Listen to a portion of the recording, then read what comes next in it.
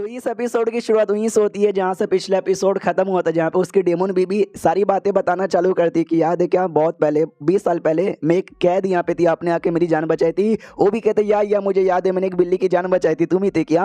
ये कहानी बताना चालू करते उस दिन हुआ क्या था। उस दिन ना मेरी मुलाकात है ना 2-3 जंगली बुल्फ ने उनके साथ हो गई थी और दोनों बड़े स्ट्रॉन्ग यहाँ पे थे। मेरे को बहुत ही मारा, मैं छुपी हुई थी और मुझे भागने का मौका मिल ही नहीं रहा था, लेकिन एक अच्छा मौका मिला और वैसे में भाग गई। लेकिन जैसे भागी ना, एक हंटर ने पकड़ने के लिए पिंजड़ा वहाँ पे बिछा के रखा था और मैं पिंजड़े में यहाँ पे फंस गई। मुझे लगा भाई मैं गई, अब मैं पक्का यहाँ पे मर जाऊंगी, लेकिन उस समय तुम वहाँ पर आ गए और तुमने मेरी जान यहाँ पे बचा ली थी।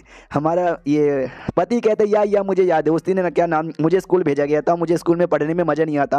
हाँ, तो मैंने स्कूल में बंक मारा और बंक मारने के बाद है ना मैं जंगल में आ गया था खेलने के लिए। उस समय मुझे दिखी थी एक प्यारी सी बिल्ली, मैंने सोचा तुमको बचा के अपने पास लेके जाऊंगा, लेकिन तुम तो भाग गई थी। ये भी कहती हाँ, मुझे फैमिली में वापस लौट के आना पड़ा, तो फैमिली में लौट के आ गए। फिर मैंने कल्टीवेशन किया, बहुत ही ज़्यादा कल्टीवेशन यहाँ पे किया, इतना कल्टीवेशन किया कि मैं काफ़ी ज़्यादा बड़ी यहाँ पर हो गई और इंसान के रूप में ट्रांसफॉर्म यहाँ पे होने लगी। और इंसान में जैसे ट्रांसफॉर्म यहाँ पर हुई ना, होते ही मैं सिटी में यहाँ पे आ गई कि भाई सिटी में इंसानों के साथ रह के मज़े यहाँ पे करूँगी। और वैसे ही मेरी मुलाकात है ना तुम्हारे साथ यहाँ पर हो गई थी। जब तुमने मुझे बचाया था तुम बच्चे यहाँ पे थे, लेकिन उस समय तुम बड़े हो गए थे जब आपस मुलाकात हुई, लेकिन मैं देखते ही पहचान गई, तुम मुझे पहचान यहाँ पे नहीं पाए। हमारा मैं कहता पति भी कहता या मुझे याद है। अच्छा, यानी मुझे लगा उस दिन जो हमारी मुलाकात है ना वो पहली मुलाकात है, लेकिन लॉजिकली वो हमारी दूसरी मुलाकात थी। ये भी कहती यस, मैं तो बचपन से तुमको लाइक करती थी, उसके बाद जैसे मिले और लाइक करने लगे, प्यार हो गई, शादी हमारे बीच में हो गई और तुम्हारे साथ ना मैं अपनी ज़िंदगी अच्छे से काट रही थी, सब कुछ अच्छे ही चल रहा था। लेकिन एक दिन मैं प्रेग्नेंट हो गई। जो सुनते पति कहता क्या तू प्रेग्नेंट हो गई, लेकिन तुमने तो बोला कि भाई तुम्हारी बॉडी में तकलीफ है जिसके चक्कर में तुम कभी मां नहीं बन सकती, फिर तुम प्रेग्नेंट कैसे हो गई। ये भी कहते कि मैं प्रेग्नेंट हो गई थी, लेकिन यार मैं तुमको बता यहाँ पे नहीं पाई और मैंने झूठ बोला कि मैं मां नहीं बन सकती, मैं रियलिटी में मां बन सकती हूँ। लेकिन जो मैं ट्रांसफॉर्म यहाँ पर हुई ना, मैं 100% इंसान में ट्रांसफॉर्म यहाँ पे नहीं हुई, अभी भी मेरी बॉडी के अंदर ना डेमोन का खासियत यहाँ पर है। हाँ, तो जो बच्चा मेरे पेट में था ना वो भी एक डेमोन यहाँ पे था, अगर उसको मैंने जन्म दे दिया रहता हाँ तो भाई ये डेमोन पैदा हुआ रहता। और जैसे डेमोन पैदा होता तुमको लगता कि भाई मेरी बीबी डेमोन है तो मुझे भी छोड़ देते और मेरे बच्चों को भी छोड़ देते। याद है क्या, एक दिन मैंने बोला भी था कि मेरी मम्मी मर गई, मैं घर पे जाके अपनी मम्मी से मिलना चाहती हूँ। ऐसी कोई बात नहीं थी, मैं जंगल में यहाँ पे गई थी और जो मेरे पेट में बच्चा था ना मैंने उसको जान से यहाँ पे मारा था।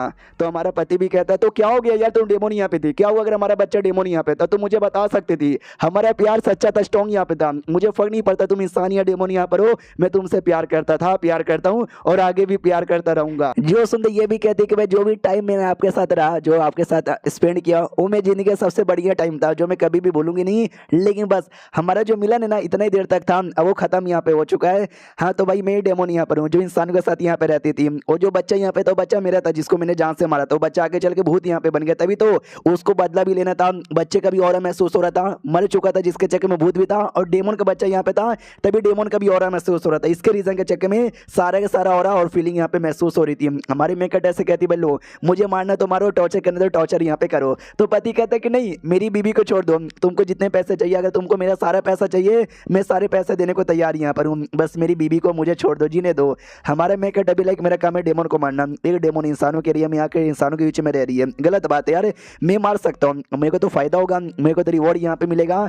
लेकिन उसके पति ने मेरे को ऑफर यहाँ पे दिया है कि उसकी बीबी को छोड़ दो, अगर मैंने छोड़ दिया वो अपना सारा पैसा भी देने को तैयार है। यार फैमिली तो बहुत ही बड़ी लगती है, पैसे तो बहुत ही ज़्यादा होंगे, ये नहीं देखा जाए तो ये ऑफर ज़्यादा बढ़िया है, लेकिन मैं उतना बुरा आदमी भी नहीं हूँ यार जो इन दोनों में से कोई ऑप्शन यहाँ पे चूज करूँ, इसलिए कहता हो अब क्या हो सकता है। तो पति को लगता है कि क्या इसका ये मतलब हुआ कि ये मेरी बीबी को जान से मारना चाहता है, बीबी को भी लगता है कि हाँ शायद ये मुझे जान से मारना चाहता है। डोंट वरी, हम 10 साल तक साथ में यहाँ पे थे, 10 साल हमने जिंदगी यहाँ पे जी ली, बड़ी बात है, अगले जन्म में बाकी जिंदगी गुजारने की कोशिश करूंगी अपने पति के साथ। तो हमारा मेकट भी कहता है अरे मैं तुमको क्या ऐसा बंदा यहाँ पे लगता है जो आएगा प्यार करने वालों को अलग कर देगा, एक टकला मोंग जिसकी छाती पे बड़ा सा टैटू यहाँ पे बना हुआ है। तो चाइना में बहुत ही कहानी फेमस है जिसमें दो प्यार करने वाले यहाँ पे थे, तो एक मोंक यहाँ पर आया था, उस मोंक ने भाई उनके प्यार को जुदा कर दिया, उस मोंक की छाती पे बड़ा सा टैटू बना हुआ था। तो हमारा मेकट उसके बारे में क्या है यहाँ पे रहता, वो कहानी चाइना में इतना फेमस है कि जब दो लोग प्यार करते हैं कोई आके बीच में अलग करता ना, तो उसी का एग्जाम्पल देते कि देखो भाई आ गया टकला मोंक छाती पे टैटू लगाकर। तो ये दोनों को समझ यहाँ पे नहीं आता कि तुम कहना क्या चाहते हो। हमारा मेकट रस्सी हटा लेता है और कहता है ये कहना चाहता हूँ कि तुम दोनों मेरे सेट में यहाँ पे आ जाओ, मैं पता करना चाहता हूँ कि तुम्हारी मैडम ने सच्ची में क्या किसी आदमी को चोट नहीं पहुंचाया है ना, अगर सच्ची में चोट नहीं पहुंचाया तो तुम मेरे साइड में आ सकते हो, तुमको डरने की कोई बात नहीं है। और सुनो मैडम, आपको तुम टाइटल भी यहाँ पे दिलवा देंगे। जो सुनते ये भी कहती क्या बात करो, सच्ची में तुम टाइटल यहाँ पे दिलवा दोगे, अगर ऐसी बात है ना तो मैं आपके साथ सेट में आने को तैयार हूँ। जो सुनते पति भी कहते क्या तुम उनके साथ सेट में जाने को तैयार हो गई, ये नहीं अब तुमको मैं नहीं चाहिए, तुम मेरे से अलग होना चाहती हो। जो सुनते ये भी कहती अरे नहीं, अरे ऐसी कोई बात नहीं है, तुम गलत यहाँ पे समझ रहे हो। या जब जैसे तुम कमरे में आते हैं और जैसे मैं रस्सी से बंद यहाँ पे थी, तुमने कितनी गंदी गंदी बातें मेरे बारे में सोच ली। तुमको तो ऐसा लगा कि शायद मेरा इंटरेस्ट तुम्हारे अंदर से खत्म हो गया और इनमें आ गया। तुम ऐसा कैसे मेरे बारे में सोच सकते हो। और रही बात ये जो मुझे टाइटल देने के बारे में कह रहे हैं ना, ये टाइटल मेरे जैसे क्रिएचर के लिए इतना ज्यादा सही रहेगा ना कि मैं आपको बता भी नहीं सकती। समझ भी रहे हो क्या। जो सुन रही हमारा पति कहता है अच्छा ऐसी बात है क्या, मैं सच में समझ यहाँ पे नहीं हूँ, अच्छे से बताओगे क्या। जो सुन रही ये भी कहती है हम जैसे जो डेमन हो गए या मॉन्स्टर हो गया भूत हो गए बहुत सारे अच्छे यहाँ पे रहते हैं, लेकिन पब्लिक को विश्वास नहीं होता, पब्लिक को लगता है ये तो बुरा यहाँ पर है, इसके लिए हम मिल के इंसानों के बीच में रह नहीं सकते। लेकिन बाई चांस तुमको अगर टाइटल यहाँ पे दे दिया जाएगा ना, तुम लिटरली इंसानों के बीच में भी रह सकते हो, कोई इंसान तुमको बोलने नहीं जाएगा, नहीं कोई इंसान तुमको रोकने यहाँ पे जाएगा। लेकिन अगर टाइटल तुम्हारे पास यहाँ पे रहा तो, और टाइटल के तुमको एक सबूत तुमको टोकन भी दे दिया जाएगा, टोकन यहाँ पर समझो तुमको टाइटल मिला है, तुम इंसानों के बीच में रह सकते हो। लेकिन अगर टाइटल यहाँ पे नहीं हो, टोकन यहाँ पे नहीं हो, यानी ये समझ जाएगा तुम इलीगल डेमन यहाँ पर हो, जो है ना इंसानों के बीच में चुप चुप से रह रहे हो, तुमको पकड़ के यहाँ पे ले चला जाएगा। इसलिए जो टाइटल है मेरे लिए इंपॉर्टेंट है, टाइटल मुझे मिल जाएगा तो मैं सिटी में आराम से यहाँ पे रह लूंगी। लेकिन एक सेकंड यार, मैं बहुत समय से पब्लिकली आ नहीं रही थी, डेमोन बनी हुई थी, तुमसे भी दूर यहाँ पे रह रही थी, बीमार होने का नाटक यहाँ पे कर रही थी, क्योंकि धीरे धीरे मेरा डेमोनिक फॉर्म बाहर आ रहा था। गलती से भी एक्सपोज हो जाती ना तो मेरी बैंड बच जाती। लेकिन जो टाइटल मिलने का काम है ना वो भी बहुत ही मुश्किल है। एक तो हमारा किंगडम वही टाइटल यहाँ पे देता है, और सेकंड 9 सिलेक्शन सेट नाम को जो सेट है ना वही देता है, जो कि बहुत ही बड़ा है।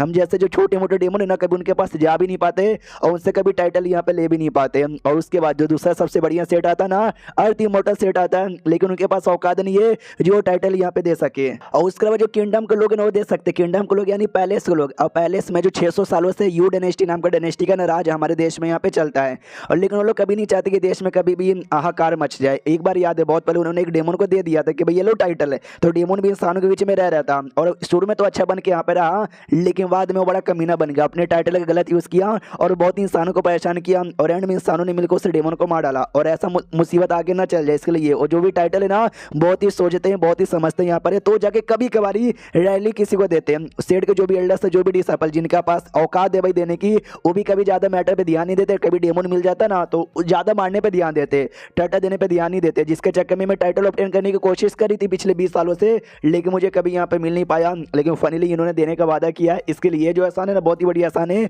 मैं जो कभी भूल नहीं सकती। तो पति भी कहता है यार शुक्रिया यार मेरी बीवी पे इतना बड़ा एहसान करने के लिए, ये एहसान मैं सच्ची में कभी भूल नहीं सकता। हमारे में कहता है ना यार इतना भी बड़ा एहसान मैंने नहीं किया जितना तुम मान रहे हो। पति ये भी कहता है कि सुनो मेरी बात यार, मेरी फैमिली का जो भी पैसा कौड़ी है ना मैं सब आपको देने को तैयार हूँ, क्योंकि आपने इतना बड़ा जो एहसान किया है। हमारा में कहता है भाई बहुत ही बड़ी तुम्हारी फैमिली है, सारा पैसा वैसा मैं ले लूंगा, तुम क्या ही संभालोगी यार, तो रहने दो मुझे नहीं चाहिए। सामने से फिर बीबी कहती कि भाई मुझे पता है कि मेरे पति बड़े कमाल के हैं, हालांकि वो दोनों जो नौकरानियां यहाँ पर है आपके बिल्कुल भी लायक यहाँ पे नहीं है, वो आपकी बीबी बनने के लायक यहाँ पे नहीं है, और साथ ही में कल्टीवेटर जी आपके तो बिल्कुल भी बनने के लायक नहीं है, लेकिन वो दोनों आपकी नौकरानियां बन सकते हैं। और मैंने पता किया था दोनों की जो बॉडी है ना डुओ कल्टीवेशन के लिए बहुत ही बढ़िया, तो लेके जाइए उनके साथ जितना डुओ कल्टीवेशन करना कर लीजिएगा। हमारा मैं कहता है क्या बोले जा रही हो यार, मुझे नहीं चाहिए कोई ऐसी नौकरानियां। और ये चैप्टर यहीं पे खत्म हो जाता है।